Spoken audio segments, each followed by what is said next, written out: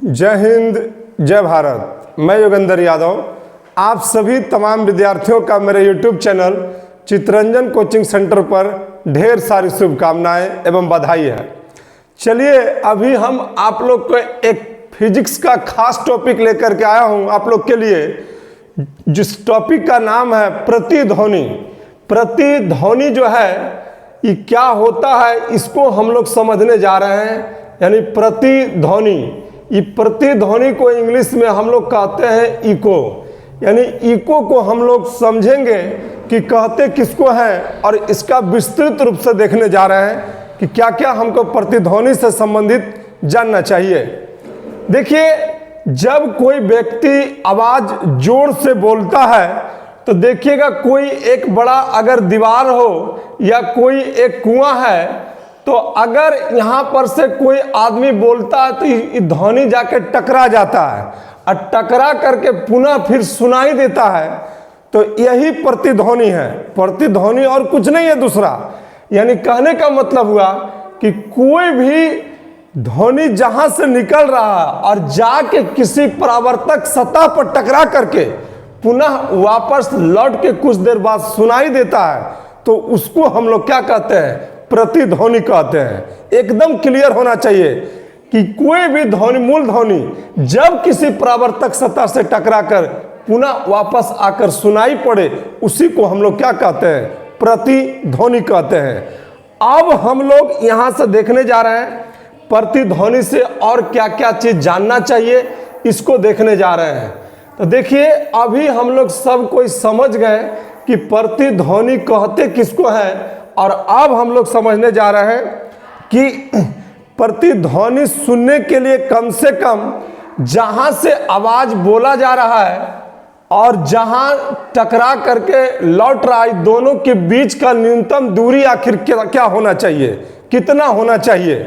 तो एक तो याद रखिएगा बात, हम लोग सब कोई जानते हैं कि ध्वनि की जो चाल होता है वायु में, और एक बात ये भी याद होना चाहिए 332 मीटर प्रति सेकंड होता है। ये बात एकदम सभी बच्चा को याद होना चाहिए कि ध्वनि की चाल 332 मीटर प्रति सेकंड होता है।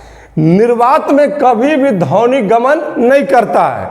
हमेशा ध्वनि के गमन के लिए माध्यम का होना जरूरी है, लेकिन प्रकाश के गमन के लिए माध्यम का होना कोई जरूरी नहीं है। प्रकाश निर्वात में भी चल सकता है। तो वायु में जो है 332 मीटर प्रति सेकंड ध्वनि का चाल होता है। अब हम लोग ये भी जानते हैं कि कोई भी चीज का प्रभाव हमारे दिमाग में उसका जो समय होता है 1/10 सेकंड होता है। तो एक ठो फॉर्मूला हम लोग सीखे हैं कि दूरी बराबर होता क्या चीज है, सूत्र सब बच्चे को मालूम होना चाहिए। समय गुना क्या होता है, चाल। समय गुना चाल होता है। अब देखिए, मान लिया जाए कि एक आदमी यहां पर है, इस परावर्तक सतह है और एक यहां से चिल्ला रहा है या आवाज दे रहा है। तो यहां से ध्वनि निकल करके ये परावर्तक सतह पर जाके टकराया और टकरा करके पुनः वापस आया। तो यानी कहने का मतलब हुआ कि ध्वनि जाने में जितना दूरी तय किया आने में भी उतना ही दूरी तय करेगा, कोई दूसरा दूरी तय नहीं करेगा। क्यों? क्योंकि जितना यहां से निकल रहा है टकराने में लग रहा उतना ही दूरी यहां भी हो रहा है।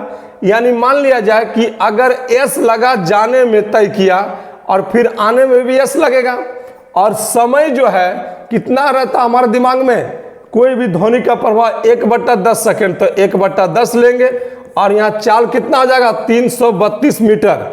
अब एस क्या हो जाएगा 2s, यानी 1/10 इंटू 332 हो जाएगा। और यहाँ से s बराबर निकालिएगा तो 1/10 इंटू 332 बट्टा में कितना 2। अब इसको काट कुट करिएगा सब तो 16.6 मीटर की दूरी आएगा।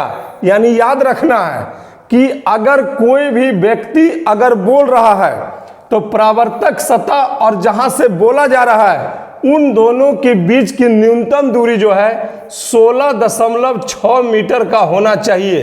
यानी डायरेक्ट याद रखना है कि श्रोतागण और परावर्तक सतह के बीच की दूरी 16.6 मीटर की दूरी होगी, तभी प्रतिध्वनि सुनाई पड़ेगा, अन्यथा प्रतिध्वनि सुनाई नहीं पड़ेगा। यही है प्रतिध्वनि। अब इसमें से पूछता है क्वेश्चन कि प्रतिध्वनि का यूज क्या क्या होता है। प्रतिध्वनि जो है यानी प्रतिध्वनि का यूजफुल क्या क्या हो सकता है, ये जरा समझिएगा। अब देखिए, कोई भी कुआं की गहराई हो या कोई भी धरातल की गहराई हो, आप खड़ा हो जाइए और खड़ा होने के बाद वहां से जोर से चिल्लाइए और चिल्लाने के बाद पुनः कुआं या खाई से आपको आवाज अगर सुनाई दे रहा है तो समझ जाइए कि आप 16.6 मीटर की दूरी के नजदीक है, तभी आपको प्रतिध्वनि सुनाई पड़ रहा है। यानी कोई भी खाई की गहराई नापने में प्रतिध्वनि का यूज होगा, कुआं की गहराई को नापने में प्रतिध्वनि का यूज होगा। तो अगर आपको वीडियो आपको अच्छा लगे तो लाइक शेयर एंड सब्सक्राइब करें।